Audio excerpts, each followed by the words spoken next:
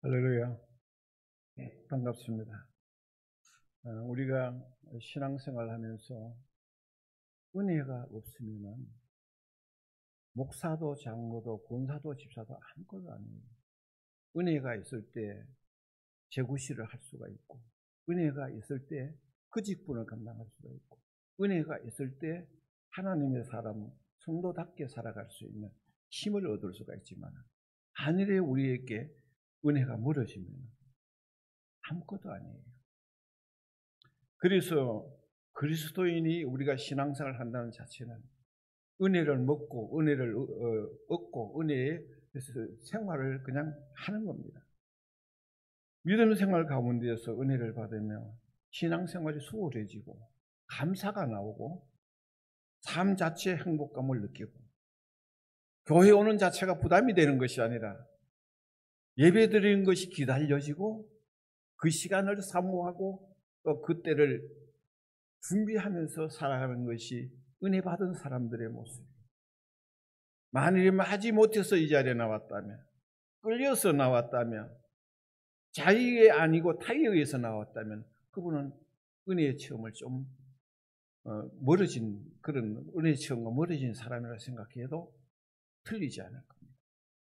은혜라는 말은 원래 우리 한문으로는 은혜의 은자에 어질 해자예요. 그래서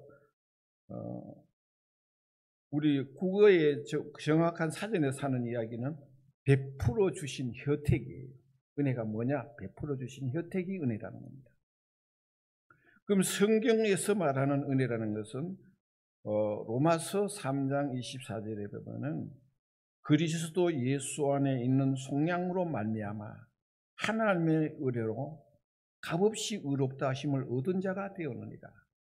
그리스도 예수 안에 있는 속량으로 말미암아, 구속의 보혈로 말미암아서 하나님의 은혜로 값없이 우리가 의로워졌다는 거예요. 여러분들이 잘했거나 내가 잘했기 때문에 예수 믿는 거 아니잖아요. 우리 죄가 그냥 없어진 게 아니라 예수 구속의 보혈의 공로로 사함을 받았기 때문에 이것은 값없이 받았다는 거예요. 그래서 그게 은혜라는 겁니다.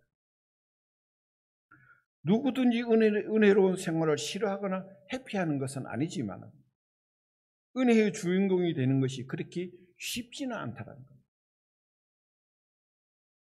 은혜를 머금는 가슴은 사랑을 베풀며 상대방의 입장에서 이해를 하고 또한 긍정적으로 받아들이며 지적하고 혐오하기보다는 배려하고 격려하면서 칭찬하는 사람으로 실천의 주역이 되는 사람이라고 은혜를 받은 사람이 그런 사람이라고 말을 해도 틀리지 않을 것입니다. 그럼 어떤 사람에게 은혜를 주시느냐? 성경 속에서 말씀하시는 이 내용을 우리가 마음이 명심해야 될 부분인데요.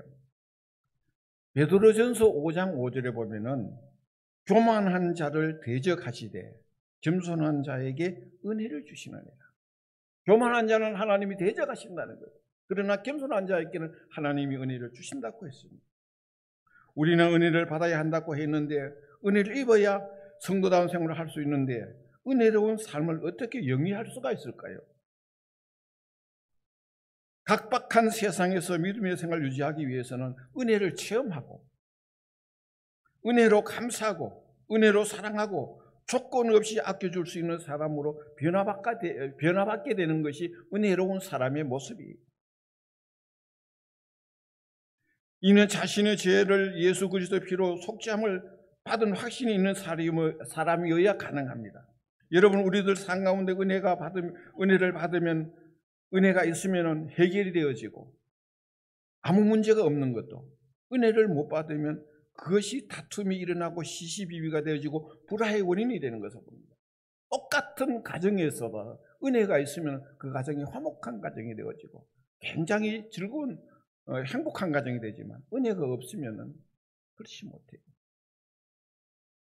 그렇게 어떻게 하면 은혜의 사람으로 살아갈 수가 있느냐? 첫째, 가장 중요한 거 따라합니다. 주 안에 있어야 한다. 주님 안에 있어야 은혜의 사람이 될 수 있습니다. 오늘 본문 12절에 있는 말씀, 형제들아 우리가 너희에게 구하노니 너희 가운데 수고하고 주 안에서 너희를 다스리며 구원하는 자들에게 너희를 알고 했습니다. 자들을 너희가 알고 있습니다. 우리가 세상 근심 걱정 다 안고 사니까 그렇지 주 안에 있으면 불안해할 필요도 없고요. 근심하고 걱정할 이유도 없이 주 안에 있으면 마음이 안정과 평안을 가져올 수 있다는 겁니다. 여러분 이 세상 바라보면 한시도 잠자기가 쉽지 않아요. 얼마나 불안하고 그 다음에 마음이 안정되지 못하는 사건들이 많이 일어난지 모릅니다. 저는 이 체험을 지금부터 58년 전에 했던 체험이 있습니다. 제가 58년 전에 월남에 파병되기 전이었습니다. 어떻게 하다가 월남에 파병 그 소식을 들었어요. 그래서 부산 삼부두에서 군함을 타고 출발하는데 그때가 되어지 뭐 사람들이 통곡을 하고 울고 소리치고 야단이에요. 그 부두 위에서는 부두에서 뭐 사람은 누구야 소리치면 이름을 부르고요. 그 다음에 그 이 군함 안에서는 엄마 아빠야 하면 소리치고 그러기 때문에 아수라장이 다 됐습니다. 그런데 저는 그때 어떤 생각을 했느냐 하면은 이런 생각이 들더라고요. 살아서 돌아오면 감사하고 죽으면 하나님 나라 간다 생각하니까 아무 걱정이 없더라고요. 그래서 뭐 울 이유도 없고 슬퍼할 이유도 없다는 생각이 들더라고요. 그래서 주 안에 있으니까 그게 가능했어요. 내가 거기 가서 살아올까 부상당할까 어떻게 살면 얼마나 불안하겠어요. 그 주님 안에 있으니까 그런 마음이 다 없어지더라고요. 그래서 월남에 가서 일주일 만에 월남 도착해서 현지 적응 훈련을 받고 나니 한국에서 전투병을 파견하기 전에 의료진을 먼저 파견한 이동일 이동외과 병원이라는 그 군대 병원이 붕따오라는 지역에 있었어요. 거기는 이제 이동일 이동외과 병원에는 한 의사와 군의관과 그다음에 간호장교가 한 100여 명 가까이 있었습니다. 근데 그 안에 비둘기 교회라는 교회가 있었습니다. 근데 그 비둘기 교회에 목사님이 기국을 해버렸어요. 그래서 그 교회를 인도할 사람이 아무도 없었는데 그 파병했는데 보니까 신학교 다니다 재학 중에 온 사람 제 한 사람이라. 그래가지고 그냥 그대로 불려가지고 그 병원 교회에서 1년 동안 근무하다가 총 한 방 안 써보고 제가 돌아왔습니다. 그러니 이 주 안에서 근심 걱정 안 하고 갔더니 하나님께서 그렇게 근심 걱정 안 되도록 모든 환경을 만들어 주셔가지고 그래 왔어요. 그래서 거기 있는 동안에는 작전에서 사망한 사람들, 작전하다가 뭐 죽은 사람도 있잖아요. 아니면 교통사고로 죽은 사람들, 이런 사람들이 많이 있어요. 있으면 그 사람들을 뭐 하느냐면 조기 귀국식을 하면 귀국 예배를 드려줍니다. 조기 귀국 예배. 빨리 다 채우지 못하고 한국에 오는 거. 그 예배를 내가 여러 번 드렸어요. 그래서 우리가 주님 안에 있다라는 것을. 여러분들이 어떤 질병에 있든지, 어떤 위험에 있든지, 어떤 어려움이 있든지 간에 주 안에 있으면 주님을 맡기십시오. 그러면 그 다음은 하나님이 해결해 줘요. 내가 걱정한다고 될 일이 아무것도 없어요. 우리가 염려해서 될 일이 있으면 염려하라 하죠. 기도하고 주님 앞에 맡기시면 하나님이 해결해 주실 줄 믿습니다. 기가 막히는 일을 당하여도 당황하지 않고 그리고 많은 사람을 다스릴 수도 있고 다스림을 받을 수도 있을 것입니다. 약하든지 강하든지 가난하든 부하든 어렵든 쉽든지 가정이든 회사이든 주님 안에 있으면 주께서 아시고 인도하여 주시는 것을 우리들의 실생활 중에 체험하게 되면 이것은 어느 누구도 넘나볼 수 없는 우리 신앙인이만이 가질 수 있는 유일한 자산입니다. 그 다음에 두 번째는 따라합니다. 화목해야 한다. 화목해야 됩니다. 화목하지 못하고 평안없지 못하면 사람이 살아도 산 것 같지 않아요. 언제나 불안하고 겁에 질고 공포에 시달려 살면 산 것 같지 않잖아요. 불행의 늪에서 벗어날 수가 없습니다. 그래서 오늘 본문 13절에 그들의 역사로 말미암아 사랑 안에서 가장 귀히 여기며 너희끼리 화목하라. 사랑 안에서 가장 귀히 여기며 너희끼리 화목하라 그랬습니다. 화목하지 못한 가정 자식들은 물론이고 그 다음 세도 기대할 수가 없기에 가정이 화목해야, 가족 간에 화목해야, 누가 뭐래도 교회가 화목해야 은혜로운 교회가 될 수가 있고 각 구역도 전도회도 각 부서도 화목해야 모일 수가 있습니다. 화목하지 아니하는 어떤 그룹은 모일 수가 없습니다. 화목이 깨어지면 사람들이 모이지 않고 그 어떤 협력도 기대할 수가 없습니다. 화목하지 않고 불화를 원하는 사람은 이 세상에 아무도 없어요. 다 화목을 원하고 있습니다. 그러나 이 화목이라는 것은 말이나 마음으로만 이루어지는 것은 아니기 때문에 오늘 본문에서 말씀하신 상대방을 사랑하고 귀히 여길 때 서로가 사랑하게 되어져서 존중하고 귀히 여겨주는 관계가 형성될 때 이루어지는 것이 바로 화목이라고 그랬습니다. 이 화목이 이렇게 중요한 거예요. 만약 우리가 공간이 있는데 그 공간 속에 연령순대로 직분자끼리 자기들의 아름아름이 모이면 처음 오는 사람, 초신자들이 아니면 동일한 직분자가 아니면 소외감을 느끼고 교회가 크지 않는 우리 교회를 찾으신 분들은 왜 찾아오느냐? 가족 같은 분위기를 원해요. 가족 같은 분위기를 원한다는 거예요. 그런데 막상 와보니 가족이 아닌 손님처럼 자신이 느껴지면 다시 대교회로 가버려요. 그런 경우가 적지 않게 많이 있습니다. 그래서 여러분, 우리는 가족 같은 분위기를 만들어줘야 돼요. 여기 가서도 이 가족 같고 저기 가면 저 가족 같고 그래야 되지. 거기서 소외를 당한다는 그런 어떤 분위기가 된다면 아주 곤란해집니다.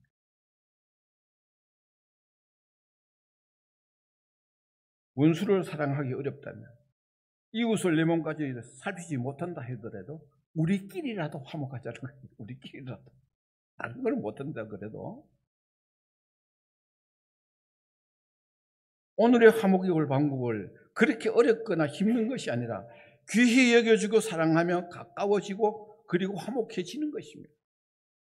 서로 귀하게 여겨주고 화목해지면 그게 하면 되는 거 아니에요. 화목의 반대는 미워하고 무시하고 다투고 부정적인 생각으로 상대방을 깎아내리고 시시비비를 가리고 하면 반목이 될 것이며 결국 멀어질 수밖에 없는 결과가 나타날 수밖에 없습니다. 역사로 말미암아 하는 말은 일로 말미암아 내가 하지 않아도 다른 이가 한 일에 대해서 귀히 여겨주라는 말은 무시하거나 가볍게 여기지 말고 교회에서 봉사하는 사람들이 어떤 무슨 싹을 받고 하는 게 아니잖아요. 그 교회에서 봉사를 귀하게 여겨주라는 겁니다. 그것이 그런 자세가 상대방을 사랑하는 방법이며 화목하게 하는 동기가 될 수 있다는 것이죠. 그래서 주 안에 있고 그 다음에 화목해야 되고 그 다음에 하지 말아야 될 것이 한 3가지 정도가 있어요. 3가지. 뭐냐? 은혜의 지장이 되는 것. 은혜를 받고 은혜 생활하는데 장애가 되고 주의하고 지장되는 몇 가지를 제가 말씀을 드릴게요. 첫째는 19절에 보면 성령을 소멸하지 말며 있습니다. 성령을 소멸하지 말며. 여러분, 성부, 성자, 성령 다 하나님이십니다. 하나님의 말씀을 의심하고 믿지 않거나 성령에 체험한 것을 자신이 체험하지 못했다고 부인하거나 구속의 역사를 확신하지 못한다면 이는 성령의 소멸죄가 될 수 있다는 것을 우리 잊지 말아야 돼요. 은혜를 받고서 그 다음에 하나님을 체험했던 그런 것을 소중하게 여길 줄 아는, 여겨줄 수 있고 존중해 줄 줄 아는, 내가 체험하지 못했더라도 그 체험한 분을 소중하게 여기는 그런 마음이 우리에게 있어야 된다. 어떤 경우에서라도 영적 소멸은 죄를 범하는 과오를 범해서는 안 된다는 것입니다. 은혜를 받는 데 지장되는 말이나 행동은 하지 말자는 거예요. 그러면 우리가 화목해질 수가 있고 그 다음에 성령을 소멸하지 않는 것입니다. 그 다음에 예언을 멸시하지 말고 했습니다. 20절에 보면. 이 예언의 말씀은 하나님의 말씀인 성경을 의미하는 것입니다. 믿음의 유일한 교과서이며 하나님의 말씀이 정확한 말씀을 기독교는 우리가 하나의 믿음의 교과서인데 이 말씀을 소중하게 여길 줄 알고 말씀대로 살려는 부단한 노력이 필요합니다. 말씀에 의지해서 살아가도록 부단히 노력하고 애써야 할 신앙인의 책무이며 거룩한 사역으로 끊임없는 노력과 기도가 동원되어야 할 부분이 바로 이 부분입니다.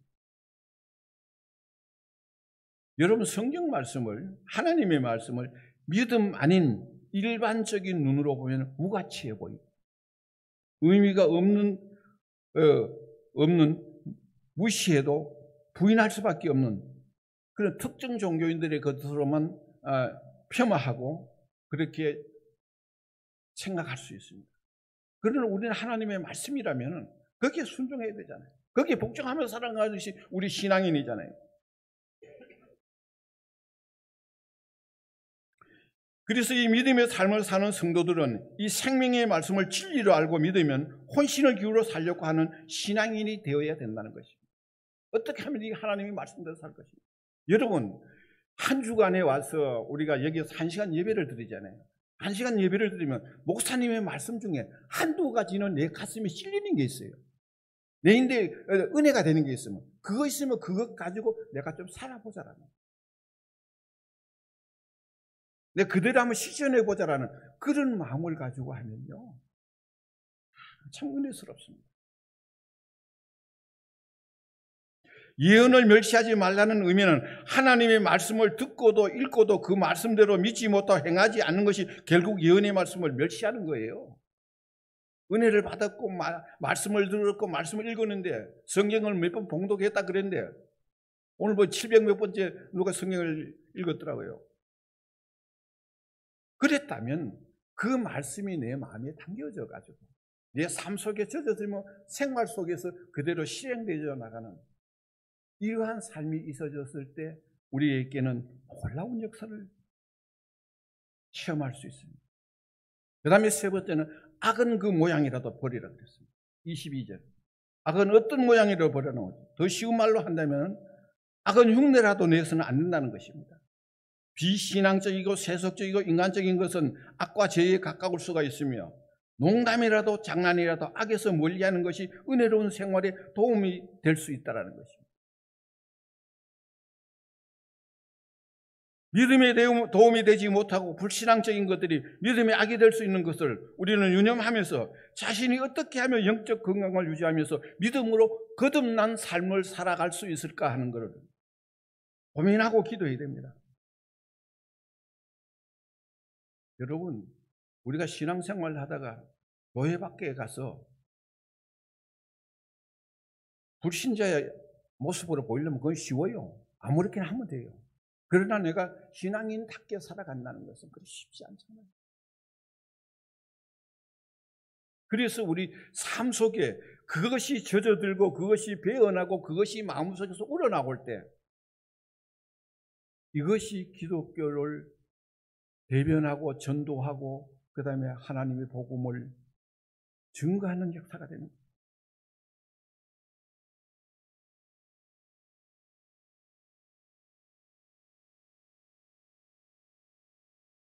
믿음에 도움이 되지 못하고 불신한 것들이 믿음의 악이 될 수 있다는 것을 우리는 유념하면서 자신이 어떻게 하면 영적 건강으로 살아갈 수가 있을 것인가, 거듭난 삶을 살 수 있을까 우리는 한 번 더 생각해 보아야 됩니다. 여러분, 우리가 자신을 두고 다른 사람은 제쳐놓고 내 자신을 두고 내 혼자라도 깊이 기도하면 하나님께서 어떻게 하라는 마음의 감동을 주실 때가 있어요.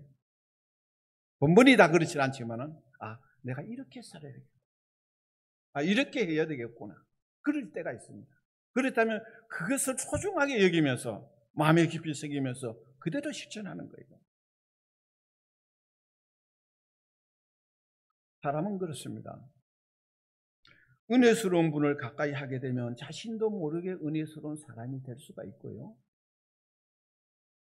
은혜롭지 못한 이와 함께하면 자신도 모르는 사이에 그 사람을 닮아가는 것이 우리 사람이에요. 별게 아니더라고요. 은혜로운 사람을 가까이 하고 은혜로운 사람과의 대화를 하다 보면 자연스럽게 나도 은혜로운 사람으로 따라가게 돼요.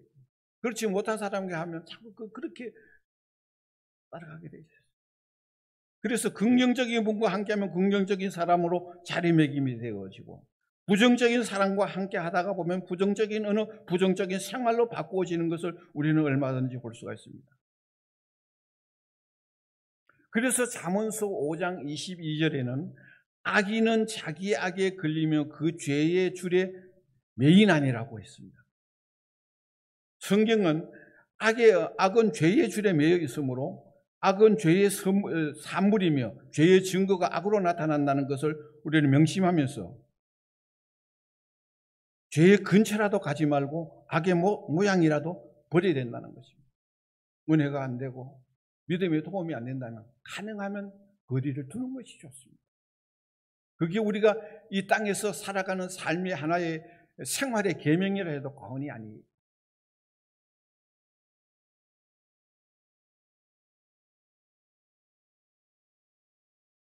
그 다음에 은혜의 사람으로 살아갈 때 실천해야 될 게 몇 가지가 있습니다. 하지 말할 것은 예언을 멸시하지 말고 성령을 멸시하지 말고 악을 따르지 말라 그랬습니다. 그거 꼭 실천해야 될 것이 뭐냐? 성령을 소멸시 말며 예언을 멸시하지 말고 악은 그 모양을 버려야 한다는 것을 강조하면서 은혜를 받은 성도 언제 어디서나 주 안에 있어야 하고 그 다음에 상대방을 귀중히 대하면서 생활해야 됩니다. 그렇다면 첫째는 우리가 참을 수 있을 때는 참는 게 참 좋습니다. 주 안에서 사랑하면서 귀히 여기면서 오늘 본문 14절에 있는 말씀입니다. 우리 14절 말씀 데살로니가전서 5장 14절 우리 같이 한번 읽어보겠습니다. 시작.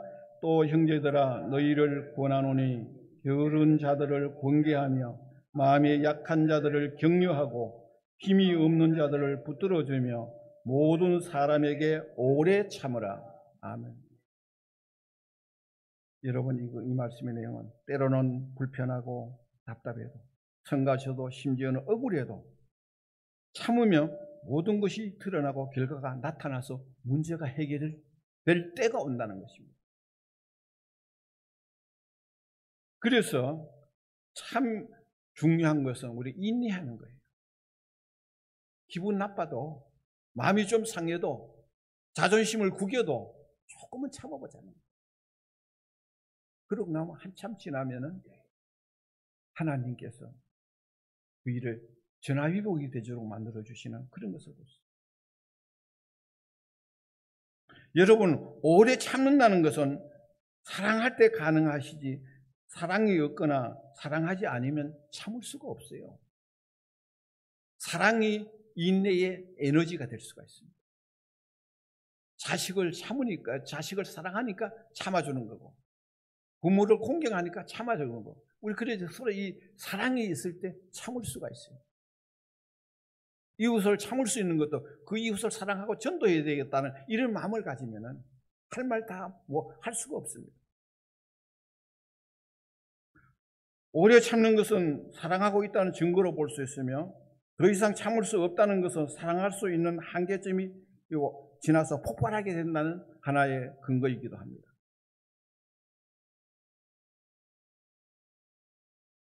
그 다음에 두 번째는 항상 선을 행하라 그랬어요. 오늘 15절에 상가 누가 누구이든지 악으로 악을 갚지 말게 하고 서로 대하든지 모든 사람을 대하든지 항상 선을 따르라 그랬습니다.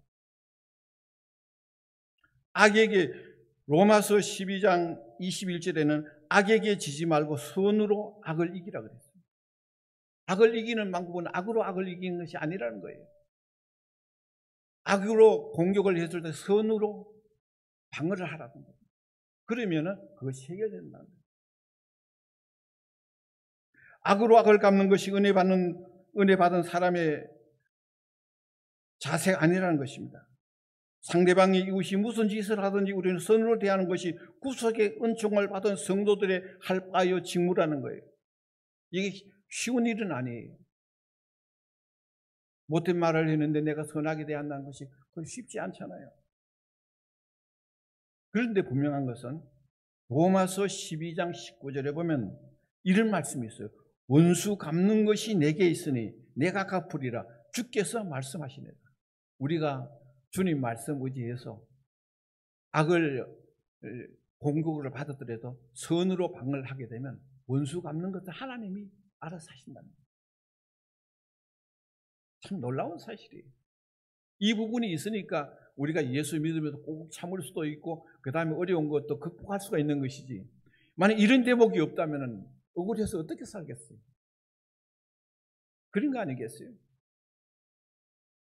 원수 갚는 것은 내게 있으니 내가 갚으리라 주께서 말씀하셨습니다. 그래서 오늘 보면 범사에 헤아려 좋은 것을 취하고 악은 어떤 모양이라도 버리라고 했습니다. 어떤 게라도 어떤 방법이라도 악한 방법을 하지 말라는 거죠. 그 다음에 16절에 보면 항상 기뻐하라 그랬습니다. 이 항상 기뻐하라는 말은 전천후의 기쁨을 뜻함인데, 구원과 구속의 기쁨을 확신하는 이들이 항상 기뻐할 수가 있고, 이 땅의 어떤 것도 이 기쁨을 막거나 방해할 수 없는 그런 기쁨은 바로 구속의 은총이에요. 십자가의 은총입니다. 여러분과 내 자신의 지은 죄를 우리는 어떻게 할 수가 없잖아. 예수 그리스도 십자가의 보혈로 깨끗하게 씻어주셨잖아요. 그래서 우리는 천국 시민으로 이제 우리가 얼마 있으면 가지 않겠어요. 여기 있는 사람 아무도 안 가는 사람 없어요. 내가 가만히 생각해 보니까 앞으로 이 세상에 사는 것이 20년 더 살 수 있을까? 20년 살면 내가 거의 100살에 가까운데, 그렇다면 가긴 가야 되잖아요. 그렇다면 천국이 없다면 얼마나 기가 막히겠어요. 그래도 그 나라가 있으니까, 그 천국이 있으니까 그걸 바라보고 오늘의 내가 마지막 순간까지라도 믿음으로 바로 살아야 되겠다라는, 부끄럽지 않게는 살아야 되겠다라는 이런 마음을 가지게 되는 것이 아니겠어요.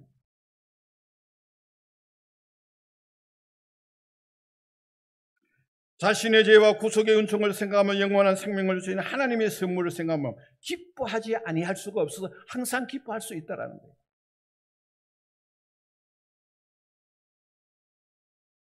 그 다음에 쉬지 말고 기도하라 그랬습니다. 신앙생활하는 모든 이들은 기도 안 하는 사람 없어요. 다 기도합니다.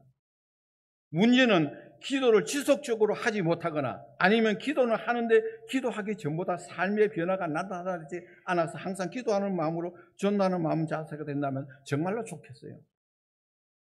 기도를 하고 나면은 기도하기 전에보다는 내가 좀 변화가 일어나야 되는데, 기도는 했는데도 인생은 그대로라면 우리는 제대로 기도한 거 아니잖아요. 그래서 여기 있는 이 말씀 내용, 우리 정말 기도하는데 쉬지 말고 기도하라는 말은 24시간 기도원에 가 있고 아니면 기도실에서 무릎을 꿇으라는 그런 의미는 아닐 거예요. 이 말은 기도하는 마음으로 살아라. 기도하는 마음. 기도하는 마음으로 사는 거예요. 오늘 보면 25절에 보면은 형제들아 우리를 위하여 기도하라 그랬습니다. 여기 선교사 아니면 전도자 아니면 교역자들을 위해서 여러분 기도해야 됩니다. 마지막으로 범사에 감사하라 그랬습니다. 특별해서 감사하는 것은 당연하지만은 그 범사의 모든 일을 일상생활에 감사하며 살아야 할 것을 우리들이 분명히 알고 해야 됩니다. 범사의 감사는 지나칠 수 있는 것을 가지고도 감사하는 것이 범사에 헤아려 감사하는 거예요. 지나칠 수도 있는 거예요.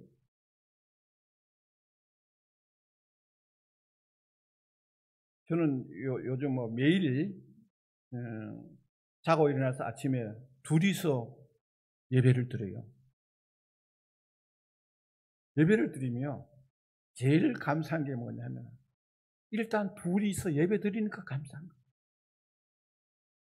얘는 혼자 같으면 예배 안 되잖아. 둘이 있으니까 예배 드리는 거예요. 그게 얼마나 감사한 거예요. 아내의 감사, 남편의 감사가 따로 있는 거 아니잖아요. 있어만 줘도 감사한 거예요. 그게 감사고, 살아가는 것이 감사고, 병원에 안 가고 일상생활 하면서 사는 게 감사잖아요. 우리가 예배드리는 게 감사잖아요. 이 시간에 어떤 무슨 일을 되면 마음대로 할 수 있는 사람이지만 하나님 앞에 와서 예배를 드리고 하나님 앞에 기도하는 것이 이게 얼마나 감사한 조건이에요. 이러한 축복을 받은 우리들이기 때문에 범사에 감사하는 모든 이 자리에 계신 여러분들이 되시기를 간절히 소원합니다.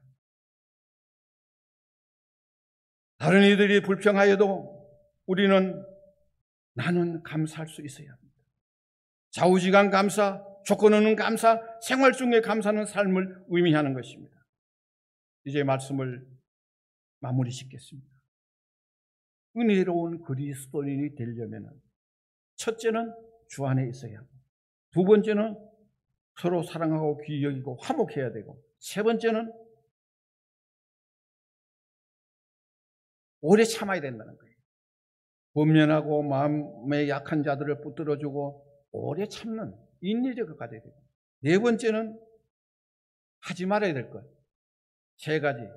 성령을 소멸하지 말고 예언을 멸시하지 말고 악은 그 모양이라도 버려야 되고, 그 다음에 마지막으로 할 것이 뭐냐면은 항상 선을 따르고 언제나 기뻐하고 쉬지 않고 기도하고 범사에 감사하는 삶으로 살아가는 우리 기수신교회 성도 여러분들과 모든 가족들과 하나님 앞에 예배드리는 모든 분들이 될 수 있기를 주님의 이름으로 축원합니다. 기도하겠습니다.